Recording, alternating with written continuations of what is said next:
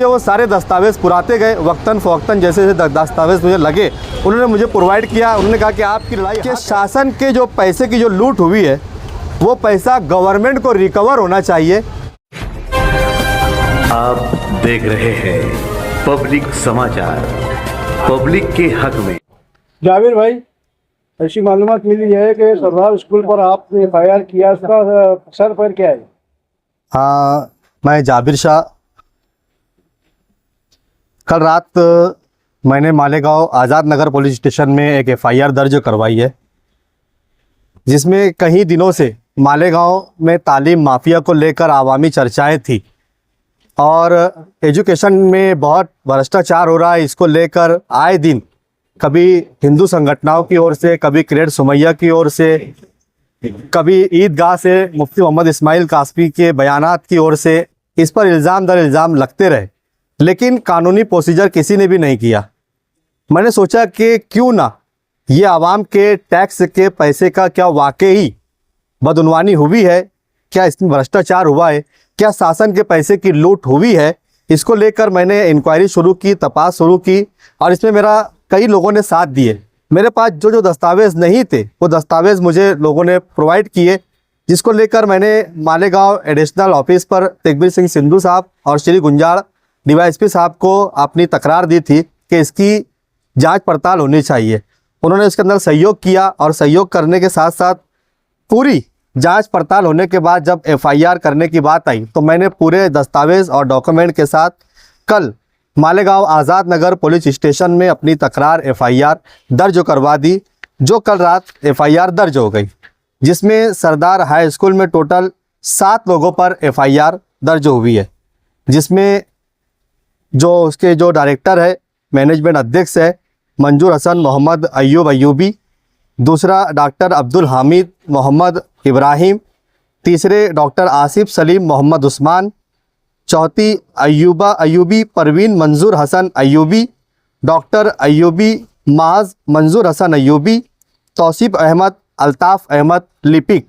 इन 6 लोगों पर गुना दाखिल हो चुका है, जिसमें हमने इसमें पूरे डॉक्यूमेंट, पूरे दस्तावेज़ FIR के वक्त डिपार्टमेंट को बताए कि कहाँ कहाँ कैसे कैसे बदउनवानी की गई है, कैसे जाली दस्तावेज़, फर्जी डॉक्यूमेंट तैयार किए गए हैं, कैसे फर्जी GR बनाया गया है, शासन की आंख में धूल झोंक कर कहीं करोड़ों रुपये का शासन के पैसों की लूट यहाँ पर हुई है। हमने अपनी FIR में भी यही लिखा है कि शासन के पैसों की जो लूट हुई है वो रिकवर होना चाहिए और गवर्नमेंट का पैसा गवर्नमेंट को वापस दिया जाना चाहिए, जिसमें इन पर संगीन दफात भी लगाई गई है, जिसमें इसमें यानी कि पहले की 120B और अभी की 61(2) यानी कि प्लानिंग, ये धाराएं भी लगी है। उसी के साथ 316(4), 316(5), 318(3), 318(4), 336, 338, 339, 340, 341 और 3(5) ये सारी दफात इनके ऊपर लगाई गई है। हम ये चाहते हैं कि इसमें पूरी जांच पड़ताल ईमानदारी के साथ हो और हमने और भी कई बहुत सारी स्कूलों की तकरार दाखिल की हुई है और हमें पूरा यकीन है कि इसमें कम से कम 100 करोड़ से ज़्यादा का एजुकेशन मामले में, तालीमी अदारों में शासन के पैसों की लूट हुई है। फ़र्क बिल के नाम पर, उसी के साथ साथ फ़र्क बिल के नाम साथ बोकस टीचर भर्ती की गई है और सबसे बड़ा इसके अंदर टीचरों से जो पैसा लिया जाता है वो एक अलग है, उसका अभी हमने इसमें उल्लेख नहीं किया है, लेकिन शासन की लूट और टीचर भर्ती घोटाला, ये 2 मामलों पर हमने FIR दर्ज की है, जिसमें FIR में साफ तौर पर लिखा है कि फर्जी डॉक्यूमेंट बनाए गए जिसके आधार पर भर्ती की गई और शासन के पैसों की लूट धोखाधड़ी के साथ यहाँ पर हुई है।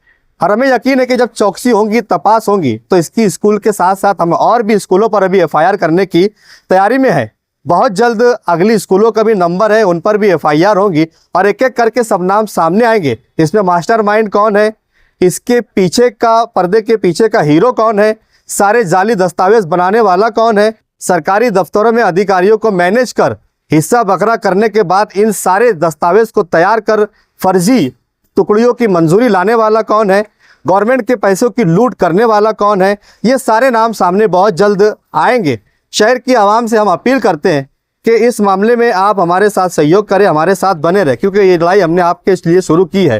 क्यों कि हर स्कूल का जो अदारा है वो शासन की भी लूट कर रहा है। टीचरों के साथ टीचर भर्ती घोटाले में भी टीचरों से लाखों रुपया लेकर उनके साथ उनका इस्तेसाल भी कर रहा है। और एडमिशन फीस के नाम पर इस शहर की गरीब आवाम से एडमिशन फीस के नाम पर, डोनेशन के नाम पर हज़ारों लाखों करोड़ों रुपया हर साल वसूल किया जाता है। और शहर की आवाम मजबूरी के तहत उन्हें ये पैसा दे देती है, क्योंकि कोई बोलने वाला नहीं था। लेकिन मैं एक सामाजिक कार्यकर्ता, एक सोशल वर्कर बोलकर इस शहर की आवाम के हक में और शासन के हक में कि शासन का लूटा हुआ पैसा रिकवर होना चाहिए। टीचरों के साथ जो इस्तेसाल हुआ है उन्हें इंसाफ मिलना चाहिए और कहीं ना कहीं इस लुटेरे सिस्टम पर लगाम लगनी चाहिए। और ऐसे एजेंट जो लोग शासन की लूट करने में इनकी मदद करते हैं, इन्हें सख्त कानून लगना चाहिए। मैं तायद करता हूं एमएलए मुफ्ती मोहम्मद इस्माइल कासमी साहब के उस बयान की जो उन्होंने लश्कर वाली ईदगाह से कहा था कि इस शहर में तालीमी अदारों में 120 करोड़ रुपए के आसपास की बदनवानी हुई है। और मेरा भी दावा है कि उनकी बात सच है। कम से कम 100 करोड़ से ज़्यादा की बदनवानी तालीमी अदारों में हुई है और धीरे धीरे इंशाअल्लाह हम इसका पर्दा फाश करने की कोशिश में लगे हुए हैं। आज पहली एफआईआर हुई है, चंद दिनों में और भी एफआईआर होंगी और भी स्कूलों की तकरारें हमने दे रखी है, उसकी भी जांच पड़ताल चल रही है। बहुत जल्द वो सारे मामले भी मंजर आम पर आएंगे। आप कुछ लोगों ने मदद की, कौन लगे वो अभी तपास में पुलिस उनका नाम सामने लाएंगी कि कौन जो मदद की लिखी थी। कि शासन के जो पैसे की जो लूट हुई है वो पैसा गवर्नमेंट को रिकवर होना चाहिए और ये लोग डायरेक्ट इनडायरेक्ट जो शासन का गैर कानूनी तरीके से लूट करे वो पैसा गवर्नमेंट के खाते में जमा होना चाहिए। देखा गया है बहुत लोग आए और रास्ते में से ही ना मतलब छोड़ के चले गए। बहुत सही, लड़ेंगे। बहुत सही कहा आपने। आज तक मालेगांव में किसी भी तालीमी अदारे पर एफआईआर नहीं हुई। ये पहला केस है जो मालेगांव के किसी तालीमी अदारे पर एफआईआर हुई है। इसका मतलब ये है कि हम अपनी लड़ाई आखिरी तक ले जाना चाहते हैं, इसीलिए एफआईआर हुई है, वरना सब मामले रास्ते में ही खत्म हो गए। अगर हम भी खत्म करना चाहते तो एफआईआर नहीं करते थे।